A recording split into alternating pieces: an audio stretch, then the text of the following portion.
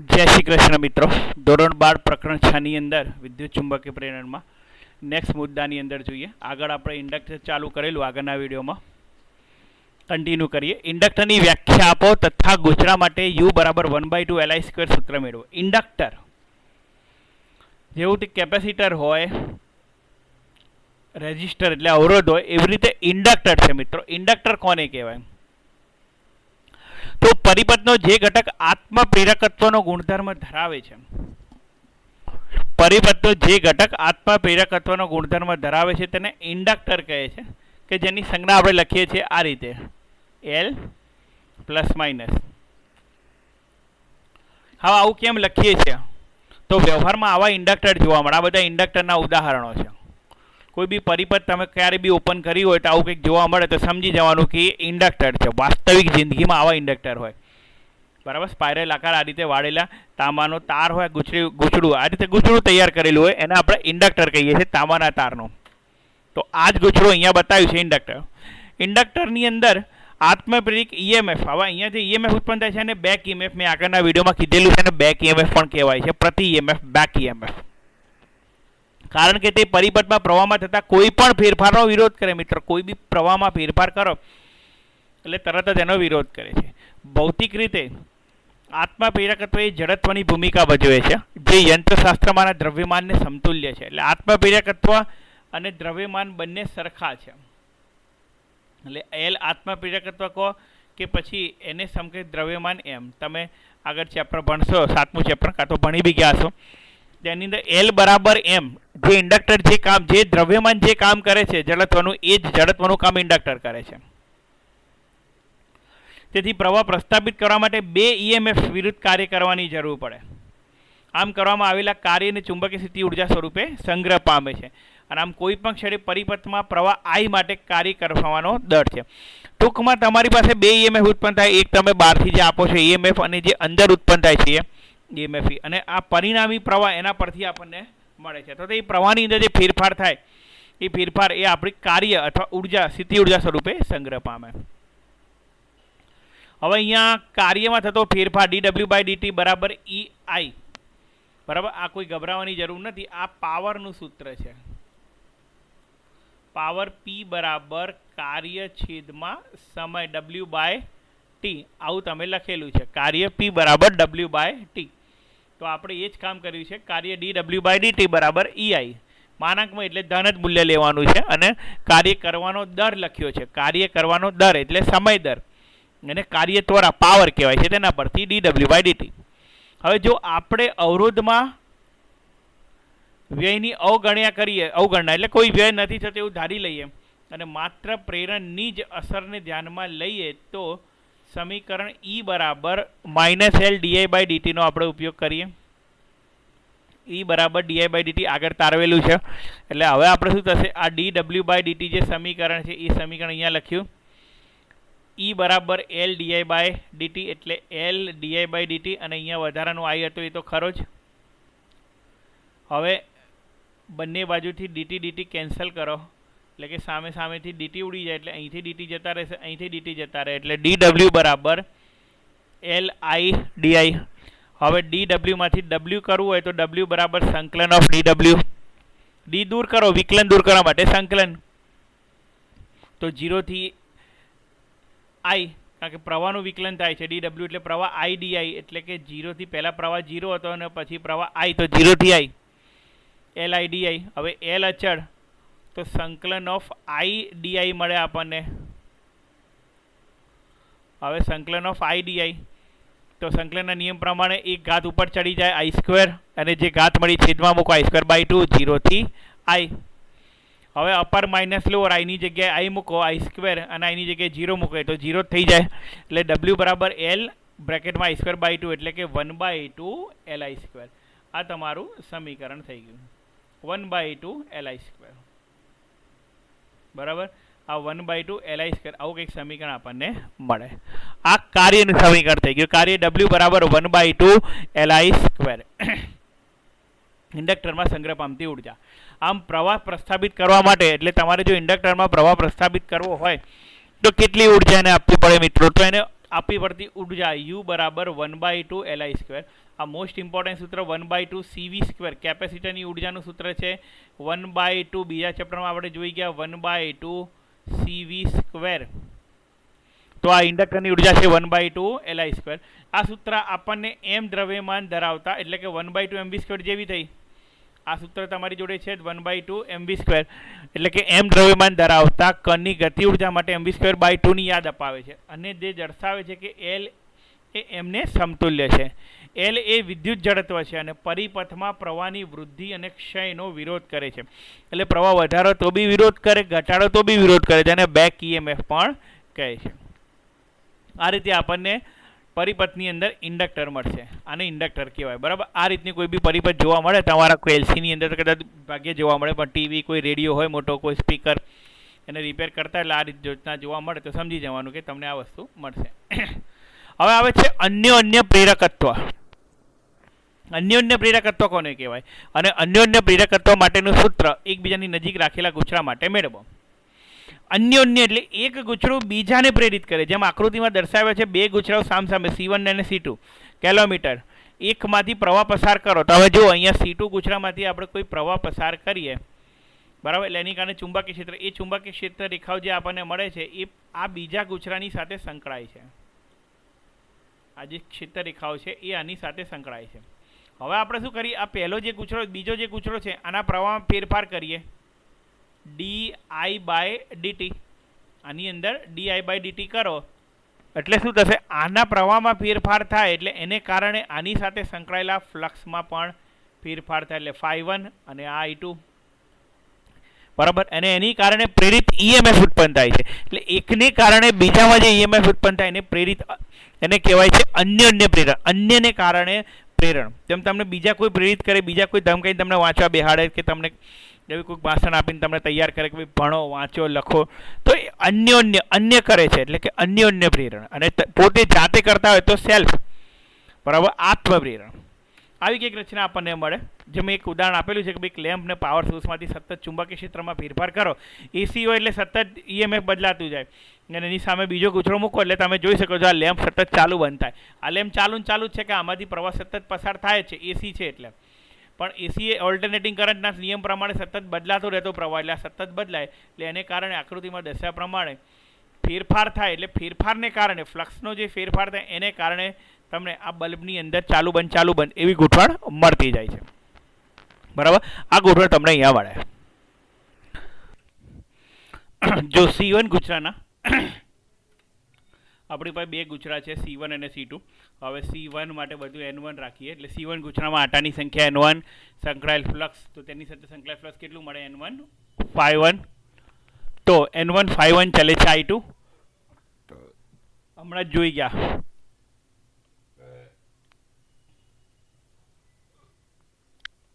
N1 ∅1 ચલે છે I2. એટલે શું થયું આની અંદર કે આપણી પાસે સૂત્ર તો છે જ કે ભાઈ ફ્લક્સ ∅ ચલે છે I. આ આત્મપ્રેરકત્વમાં પણ આ જોઈ ગયા હતા. આત્મપ્રેરકત્વમાં જોઈ ગયા ∅ ચલે છે I. પરંતુ મિત્રો અહીંયા હવે એકની અંદર ફ્લક્સ છે પહેલાની અંદર, અને પ્રવાહ બીજાની અંદર છે, એટલે ∅1 ચલે છે I2, અને આટાની સંખ્યા N1, તો N1 એટલે માટે આપણે આ ઉપરવાળું પદ લખીએ. હવે ચલે છે ની નિશાની દૂર કરો એટલે અચળાંક મૂક્યો એમને આપણે કહીએ છીએ મ્યુચ્યુઅલ ઇન્ડક્ટન્સ, એટલે કે અન્યોન્ય પ્રેરકત્વ. હવે N1 ∅1 બરાબર MI2, એટલે બંને બાજુનો સમયની સાપેક્ષે વિકલન કરતા, એટલે d/dt ઓફ N1 ∅1 બરાબર m di2/dt, N1 ∅1 dt બરાબર m di2/dt. પણ ફેરાડેના નિયમ પરથી E, હવે શું કર્યું આપણે? બંને બાજુ વિકલન કરીએ છીએ. ચલો બંને બાજુ વિકલન કરીએ તો કેવી સ્થિતિ આવે છે? તો વિકલન કરીએ તો અહીંયા આપણે ક્યાંક ગોઠવણ નહીં જોઈએ તો ભાઈ d/dt બંને બાજુ આપીએ તો m તો અચળ છે એટલે m બહાર આવી જાય. હવે આપણી પાસે ફેરાડેનો નિયમ છે જ. ફેરાડેનો નિયમ એવું કહે છે કે ભાઈ E બરાબર d∅dt,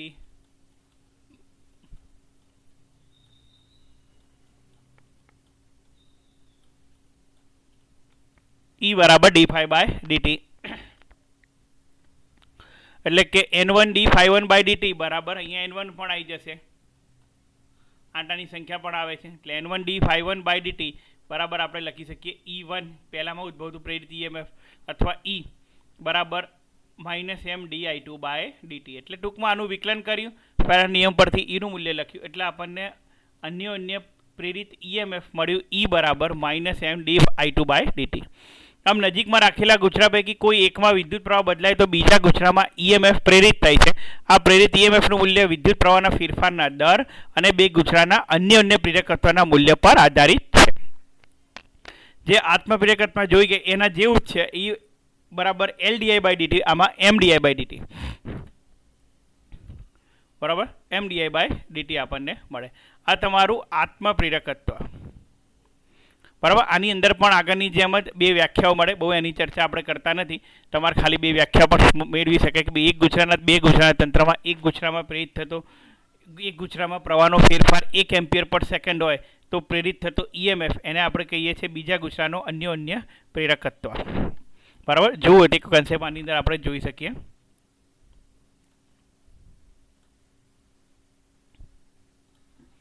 આપણી પાસે સૂત્ર છે E બરાબર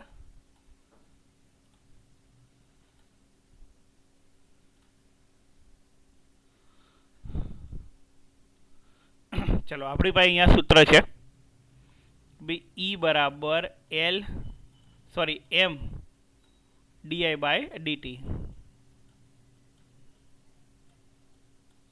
તો એમને સૂત્રનો કરતા કરી દઈએ તો M બરાબર E/di/dt. એટલે આગળની જેમ જ આનો એકમ પણ હેનરી જ મળે, વોલ્ટ સેકન્ડ પર એમ્પિયર બધું એનું એ જ છે.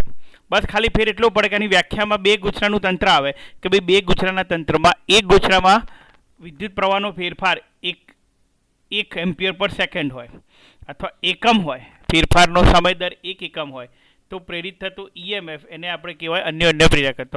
જેવું આપણે એમ અહીંયા મેળવ્યું એક આની અંદર આપણે I2 પ્રવાહ લઈએ છીએ. સમજો ફરીથી, આપણે I2 પ્રવાહ લઈએ છીએ અને ∅1 ફ્લક્સ લઈએ છીએ. એની જગ્યાએ ઊંધું કરીએ તો પણ જવાબમાં કોઈ ફેરફાર થશે નહીં. I1 પ્રવાહ લઈએ, પહેલામાં પ્રવાહ લઈએ તો ફ્લક્સ બીજાનો મળે અને બંને સ્થિતિમાં જે એમનું મૂલ્ય છે એ M12 બરાબર આપણને M21 મળે છે. એમાં પણ કોઈ ફેર પડતો નથી, કોઈ પણ પ્રકારનો કોઈ પણ જાતનો કોઈ ફેર પડતો નથી. M12 બરાબર M21 મળે છે બરાબર. એટલે આગળની જેમ જ બધું આત્મપ્રેરકત્વ જેવું જ આની અંદર મળે, બહુ ફેર નથી પડતો, ખાલી આની જ વસ્તુ છે. અને બીજું છેલ્લે આ M12 બરાબર M21 જે મળે છે એને આપણે રેસિપ્રોસિટી થિયરમ કહીએ છીએ. રેસિપ્રોસિટી થિયરમ એટલે કે એક ગુછરા માટે બીજા ગુછરામાંથી પહેલા ગુછરામાં મળતો ફેરફાર બંને માટે હંમેશા કેવો મળશે? સમાન જ મળે બરાબર. આને કહેવાય છે અન્ય પ્રેરકત્વ. બોલો કમ્પ્લીટ આકૃતિ દોરશો તો બી ચાલશે. એક ટેક્સ્ટબુકમાં એક આકૃતિ આપેલી છે સોલેનોઇડની, એ બી દોરશો તો બી ચાલે, પણ એના કરતાં આ થોડી વ્યવસ્થિત આકૃતિ છે એ દોરો એટલે તમને તરત ખબર પડે, તમને બી ખબર પડે ને કઈ રીતની ગોઠવણ થાય છે. સારું. એસી જનરેટર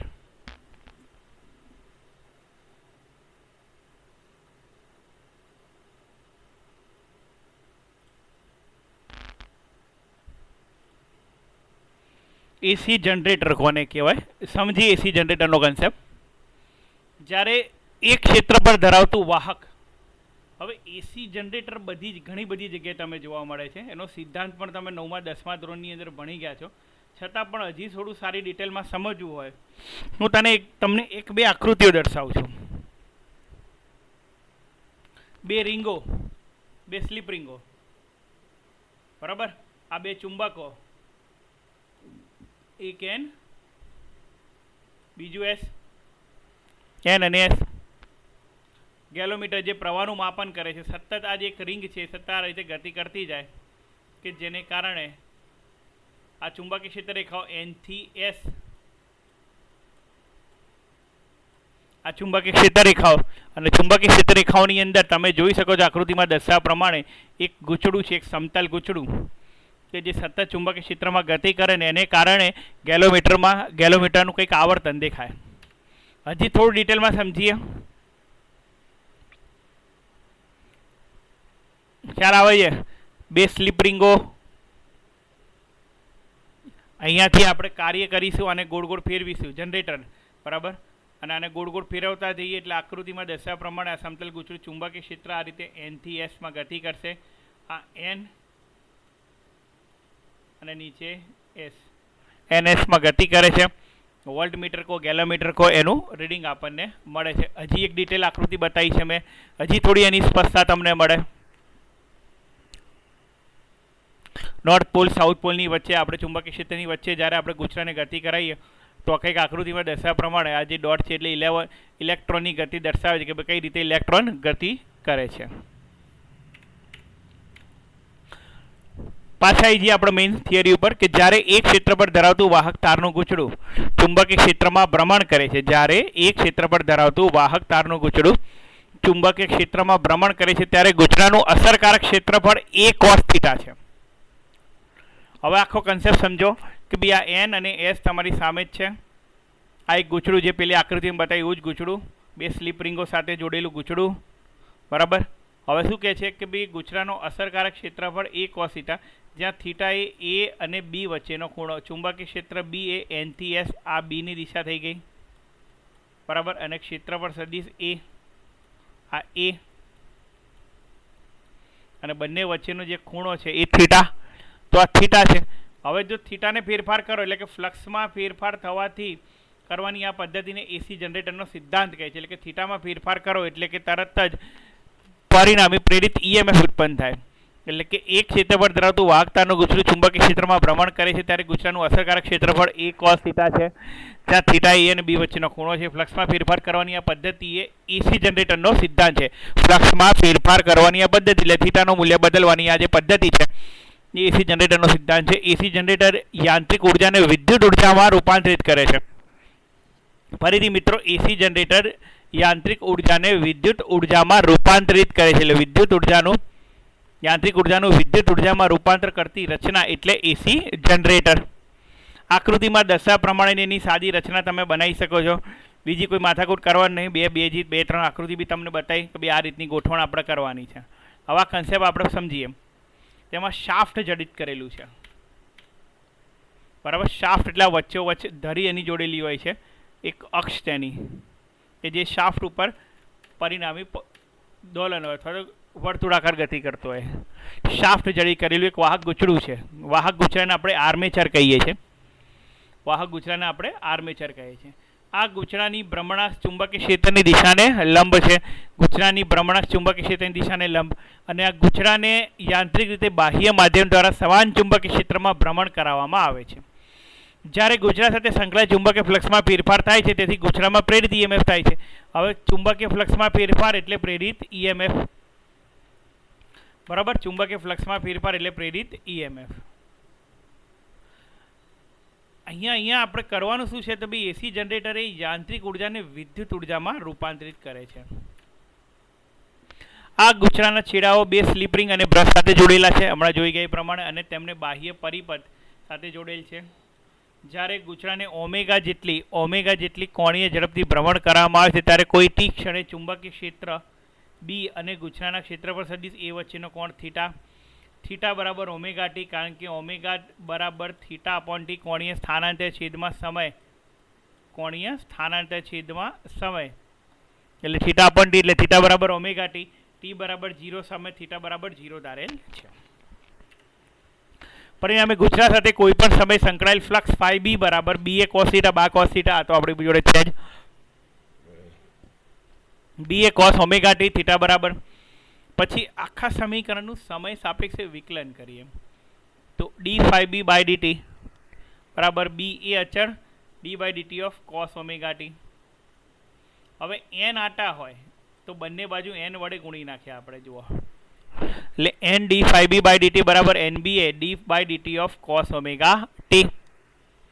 હવે n d phi b by dt એટલે ફેરાડે કહે છે કે ભાઈ એના બરાબર તો E થાય, એટલે કે E બરાબર માઇનસ NB એ ઓમેગા કોસનું વિકલન માઇનસ સાઇન ઓમેગા ટી, બરાબર. પરંતુ ઓલરેડી ફેરાડેનો નિયમ E બરાબર minus d phi by dt છે અથવા minus N d phi b by dt છે.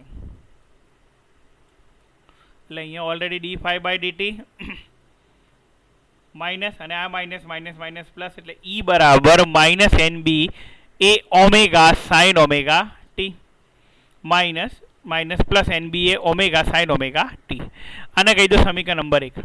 હવે જો સાઇન ઓમેગા ટી બરાબર 1 હોય એટલે કે મહત્તમ કહેવાય એને, તો ઈ બરાબર E0. E0 એટલે મહત્તમ મૂલ્ય. E0 એટલે મહત્તમ મૂલ્ય. એટલે મહત્તમ મૂલ્ય કેટલું મળે? એને બી ઓમેગા. એટલે તમારું સૂત્ર બનશે E બરાબર E0 સાઇન ઓમેગા ટી. અમુક જગ્યા આ રીતે પણ આવે છે, V બરાબર VM સાઇન ઓમેગા ટી. બરાબર, એટલે E ની જગ્યાએ V લખ્યું હોય તો V ચાલે, EM E ની જગ્યાએ EM લખો, VM લખો. અને ઓમેગા, ઓમેગા બરાબર 2 પાઈ ન્યૂ. ન્યૂ એટલે આવૃત્તિ. બરાબર, ન્યૂ એટલે V જેવું દેખાય છે પણ ન્યૂ આવૃત્તિ છે.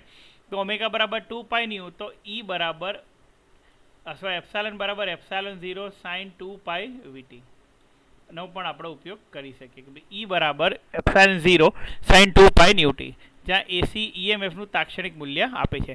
આ એસી પ્રવાહનું સમીકરણ છે.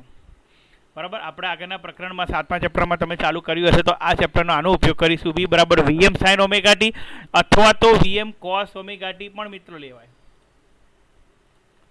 બરાબર, અને ઘણી જગ્યાએ VM કોસ ઓમેગા ટી પણ આપણે લઈએ છીએ, યાદ રાખજો. આ સૂત્ર સાઇનની જગ્યાએ કોસ પણ હોઈ શકે, ગમે તે તમે એને લઈ શકો છો. બરાબર, ખાલી ફેર એટલો પડશે કે આપણે જે શરૂઆત કરી, બરાબર, અહીંયા જે સ્ટાર્ટિંગ કરી ટી બરાબર 0 સમય થીટા બરાબર 0, આ થીટા બરાબર 0ની જગ્યાએ જો તમે અહીંયા થીટા બરાબર પાઈ બાય 2 ધારેલું હોય તો તમારું બીજું આવે, તો તમારો છેલ્લો જવાબ અહીંયા કોસમાં મળે. બસ એટલો ફેર અહીંયા પડે. બરાબર, હવે એસી જનરેટરમાં જે ઈએમએફ મળે છે એની લાક્ષણિકતા કેવી? એસી છે, ઓલ્ટરનેટિંગ છે, કઈ રીતે ખબર પડે? તો એમાં પહેલાં ઈએમએફનું સૂત્ર લખ્યું E બરાબર એપ્સાઇન 0 સાઇન ઓમેગા ટી બરાબર E0 સાઇન 2 પાઈ ન્યૂટી. E બરાબર સાઇન 2 પાઈ ન્યૂટી. હવે એસી જનરેટરમાં પ્રેરિત ઈએમએફ સમય સાથે આવર્ત રીતે પ્લસ E0 થી માઇનસ E0 વચ્ચે બદલાય છે. બરાબર, સાઇનનું મૂલ્ય, કારણ કે સાઇન છે એનો વિસ્તાર કેટલો હોય? -1 થી +1. કંઈક આ લખો, આ રીતે મેથ્સવાળા લખે છે -1 થી +1, એટલે કે -E0 થી +E0 વચ્ચે સાઇન બદલાય છે. એટલે 4 તબક્કા આપણને મળે. આકૃતિમાં દર્શાવ્યા પ્રમાણે એના 4 તબક્કા મળે. પહેલો તબક્કો તમે જોઈ શકો છો, ગુછરાનું સમતલ ચુંબકીય ક્ષેત્રને લંબ છે. બીજો તબક્કો, ગુછરાનું સમતલ 90 ડિગ્રીનું ભ્રમણ, પછી 180 ડિગ્રીનું ભ્રમણ. સમજો, અત્યારે આ N થી S, આ ક્ષેત્રફળ સદિશ એની દિશા છે. પછી ક્ષેત્રફળ સદિશ ઉપર તરફ આવે, પછી ક્ષેત્રફળ સદિશ પાછળની તરફ, બરાબર, ચુંબકીય ક્ષેત્ર બી આ દિશામાં, પછી ક્ષેત્રફળ સદિશ નીચે તરફ જાય છે અને હતો ત્યાં ત્યાં પાછો. બરાબર, હવે આ જ રીતે આપણે બી માટે પણ બતાવી શકીએ. આ તમારું જે યલો છે એ બીની દિશા અચળ જ છે. આ બી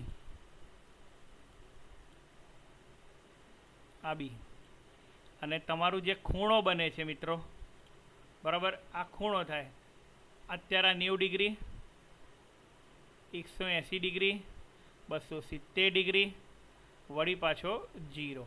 એટલે જ્યાંથી શરૂઆત કરીએ 0 થી 0.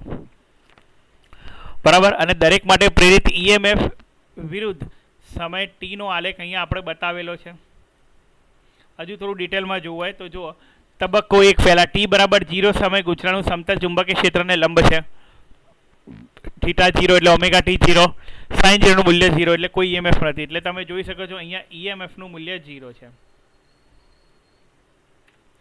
પછી બીજો તબક્કો, ટી બરાબર પાઈ બાય 4 સમય ગુછરાનું સમતલ ચુંબકીય ક્ષેત્રની સમાંતર છે.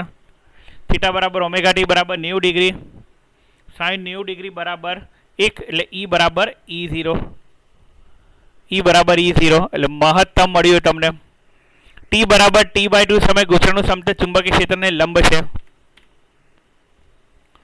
ફરીથી લંબ આવે પણ ખૂણો કેટલો થઈ ગયો? 180.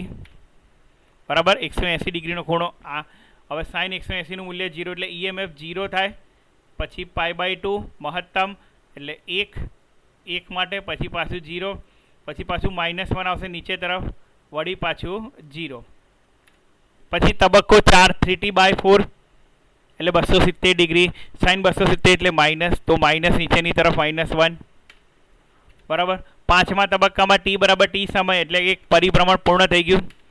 t બરાબર t સમય ઓમેગા t બરાબર 2 પાઈ 360, સાઇન 360ની કિંમત 0, એટલે સાઇન 360ની કિંમત 0 અહીંયા, બરાબર. એટલે ગૂંચળાનું ભ્રમણ, હવે આ રીતે ગૂંચળાનું ભ્રમણ સતત ચાલુ રહેતા ઉપર દર્શાવેલ તબક્કાનું પુનરાવર્તન થયા કરે છે અને પ્રેરિત EMF પ્લસ E0 થી માઇનસ EV0 ની વચ્ચે બદલાઈ રાખે. તમે જોઈ શકો છો અહીંયા પહેલું જે છે એ E0 અને નીચેની તરફ જે મળે છે એ તમારું માઇનસ E0. આમ પ્લસ E0 થી માઇનસ E0 ની વચ્ચે સતત દોલનો બદલાઈ રાખે છે. આને આપણે કહીએ છીએ AC વોલ્ટેજ. આ પ્રેરિત EMF વિરુદ્ધ નો આલેખ આકૃતિમાં દર્શાવ્યા મુજબનો મળે છે, જે સાઇન વિધેય પ્રમાણનો આપણને મળે છે, બરાબર. આ સાથે આપણે આ પ્રકરણ સમાપ્ત કરીએ છીએ. ચલો, જય શ્રી કૃષ્ણ, જય સ્વામિનારાયણ.